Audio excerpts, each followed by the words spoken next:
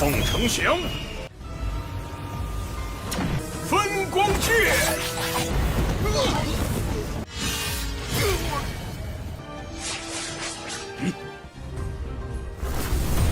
阁下即刻退去。森罗印。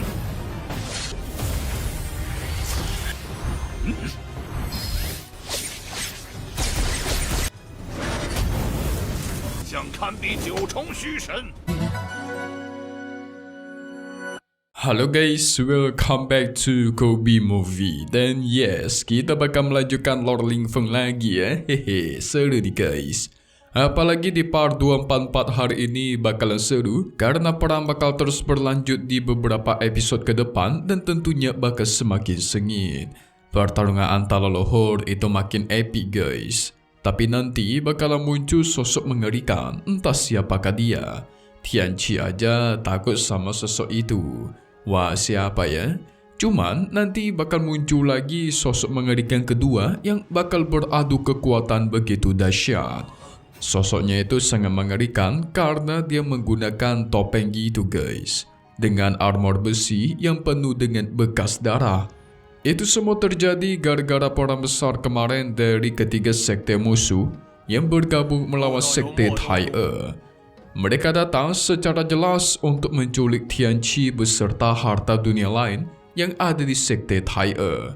Udah kayak bos aja nih guys, datang-datang minta apa yang mereka mau dan kalau nggak dikasih maka akan dihancurkan. Enak amat ya. Perang terjadi begitu sengit. Leluhur sekte Tai-E bersama para tetua agung terus menggabungkan kekuatan. Awalnya pelindung sekte Tai-E bisa bertahan dan pihak musuh dipukul mundur. Tapi ternyata sekte musuh belum menggunakan seluruh kemampuan mereka guys.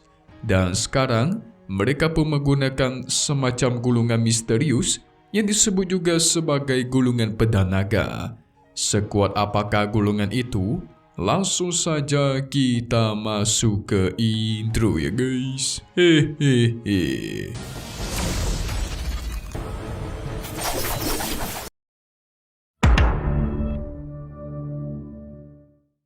Gulungan pedang naga pun dilancarkan. Buat kalian yang tidak tahu, itu sebenarnya adalah artefak tingkat dewa milik sekte pedang ilahi. Kekuatan serangannya begitu dahsyat, takutnya mereka tidak akan mampu menahannya. Segera dari gulungan itu memanggil serangan pedang raksasa ditambah dengan binatang elang merah. Para tetua agung mengeluarkan seluruh kemampuan mereka untuk bertahan dari serangan tersebut. Awalnya mampu guys. Tapi sial, serangan pedang naga diperkuat dan membuat pelindung mereka hancur.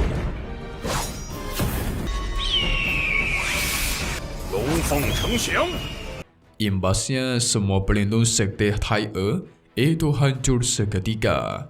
Dan sekarang para tetua sekte musuh menyerbu untuk membantai orang-orang dari sekte Tai-E. Wah, ini bencana nih.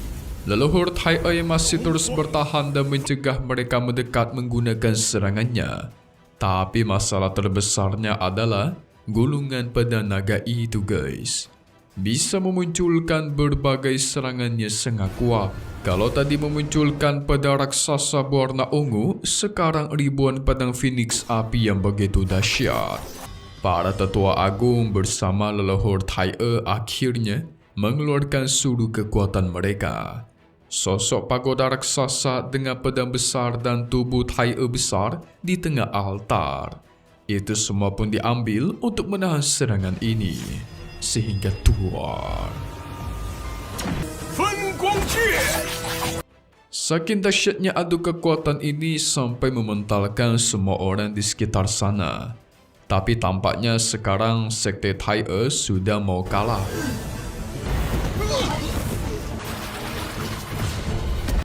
Para tetua yang masih mencoba bertahan membentuk pelindung besar. Tetua sekte musuh yang melancarkan serangan pedang bertubi-tubi. Perlahan pelindung pun mulai retak dan hasilnya hancur seketika guys. Tetua lembah Lie yang tidak mau kalah mengeluarkan banyak sekali lubang kekosongan raksasa yang dari dalamnya akan melancarkan serangan pedang.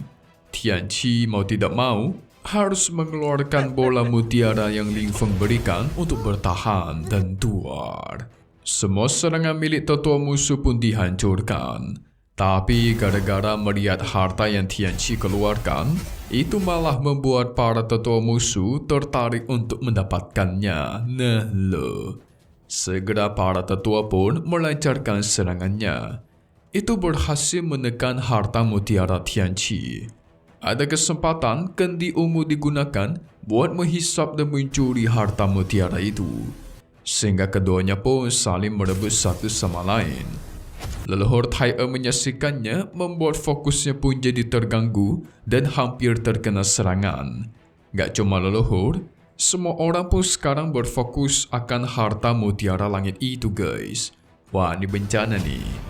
Tianqi yang berusaha bertahan, dia juga mulai ikut terhisap. Tapi gak lama dari itu tiba-tiba tuar. Dari langit muncullah sosok leluhur keempat dari istana Yunmeng yang bernama Meng Sehai. Dia murka ketika melihat Tianqi keturunannya itu diganggu. Tianqi pun diselamatkan olehnya. Sementara tetua sekte musuh dibuat kelayangan dan tidak bisa melawan. Muncul juga di leluhur Yunmeng nih guys. Tentu kemunculan orang-orang dari istana Yunmeng membuat para musuh terdiam seketika. Kakek Tianqi pun beraksi, menyerang tetua dari sekte musuh sampai jadi abu. Sangatlah mudah. Tapi tidak lama dari itu, tiba-tiba dari langit muncullah formasi besar yang menekan sang leluhur dan kakeknya Tianqi.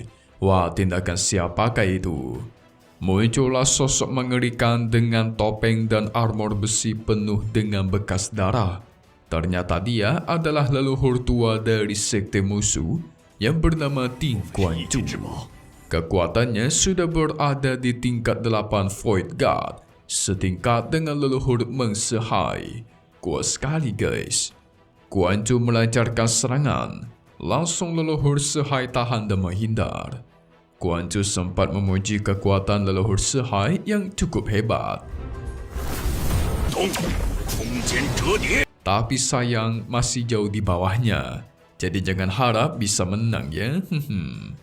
Leluhur Sehai penasaran siapakah Kuan-Chu ini. Kenapa dia bisa tahu identitasnya?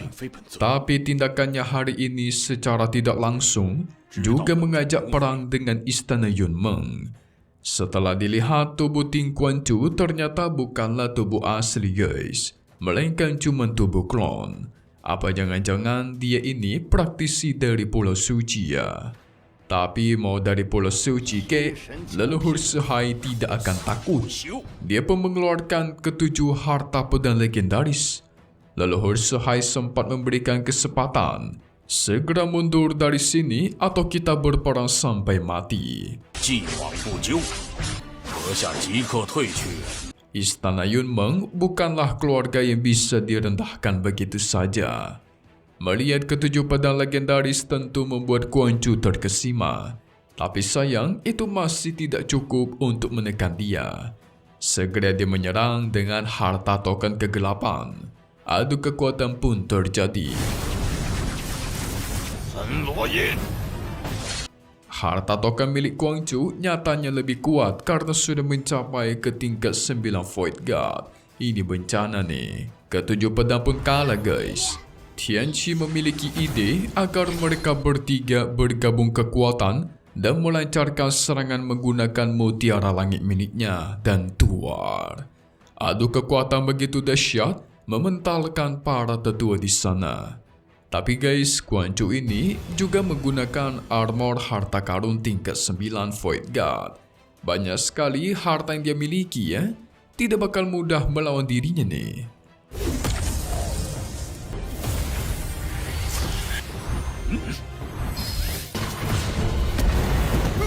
Alasan Kuan-Chu datang ke sini mencari Tianqi karena dia sedang kepepet. Dia membutuhkan harta dari dunia lain untuk menerobos. Sehingga dia percaya dengan harta dunia lain yang Tianqi miliki bisa membuat dia menerobos ke hambatan ranah yang sedang dia alami. Jadi cepat serahkan harta karun atau kalian semua ku habisi. Belum lagi mendengar Tianqi memiliki hubungan dekat dengan praktisi dunia lain yaitu Si Ling Feng, membuat Ting Kuanju semakin ingin mendapatkannya. Leluhur Sehai membalas, "Kau tunggu saja sampai leluhur agung kami datang." 这家伙到底有多少后手？ Karena dia sudah berada di tingkat 9 Void God. Ketika dia datang, Kuanju gak bakal bisa kabur dari kematian. Leluhur agung istana Yunmeng bernama Meng Changsheng. Tapi Kuanju tahu guys, kalau si Meng Changsheng sedang terluka parah. Itu jugalah yang menjadi alasan kenapa Kuanju tidak takut. Segera dia mempersiapkan formasi neraka bernama Formasi Neraka Kekosongan. Dengan kekuatan formasi ini, bahkan praktisi di ranah tingkat 8 Void God itu nggak bakal bisa lolos. Leluhur Sehai berusaha menghancurkan formasi itu dan berhasil. Tapi belum selesai, Kuanju memanggil sosok tumbuh Jenderal Dewa, menyerang langsung ke arah Sehai dan Duar.